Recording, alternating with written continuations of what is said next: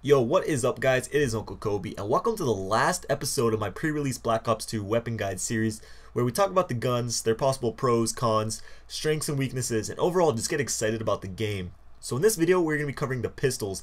Now in Black Ops 2, remember, you have the option to not equip a pistol or even a secondary in general, and we haven't seen much pistol gameplay at all really, and I would not be surprised if a lot of people just end up skipping out on it and have an extra attachment on their primary or use a wild card and stuff like that.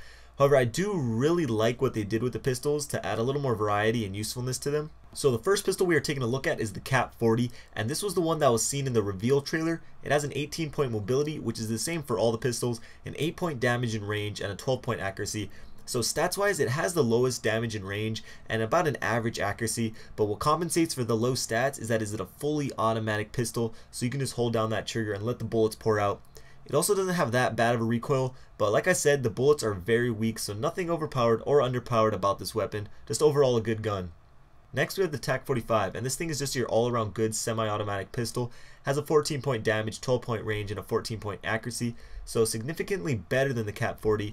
However, if you don't have a fast trigger finger, then obviously it won't be as effective for you, but if you can shoot fairly quickly, I highly recommend this pistol. It has a crazy good damage for being a semi-automatic.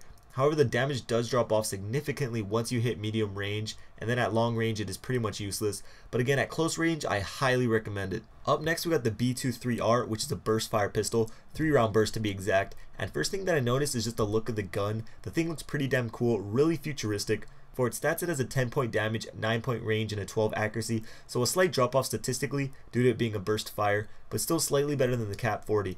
It's going to have some recoil, unlike the Rafka from MW2. However, the recoil will most likely be straight up and down, so pretty easy to control, and it's going to be most effective from medium ranges.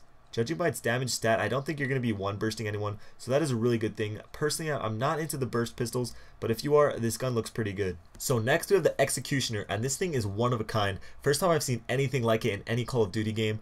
It looks just like any old revolver, but this bad boy actually fires 28 gauge shotgun shells, and its stats reflected.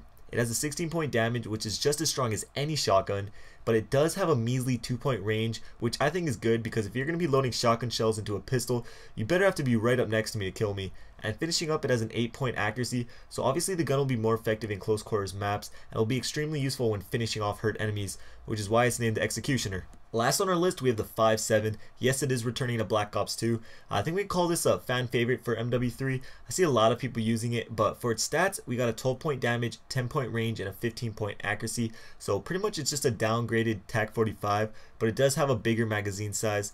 So that might entice players to use it, but I think most people will go with one of the other choices, if they do decide to use a pistol.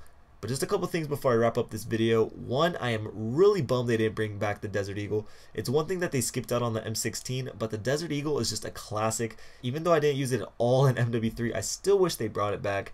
And lastly, I'm not sure if you remember the multiplayer reveal trailer. It has a clip with a guy using some kind of revolver, and that thing was called the Raging Judge. Well, I think it's safe to say that that thing got cut. It's not in the beta or on that Black Ops 2 class creator app that I made a video about, so yeah, that's just something I noticed. But I hope you guys enjoyed my last pre-release weapon guide video, and if you did, please show your support by giving a like. I know I ask every video, but I really do appreciate it. Just a quick heads up, I know some of you were not able to see the full-length beta gameplay I posted. I had to take it down. I didn't want to get a strike on my channel, and it just was not worth it. So instead, I'm going to be taking important parts of the gameplay and breaking it down and showing you the important information that you might have missed. So expect that video to come out later this week. This was Uncle Kobe. Thanks for watching. I'll see you guys later. Peace.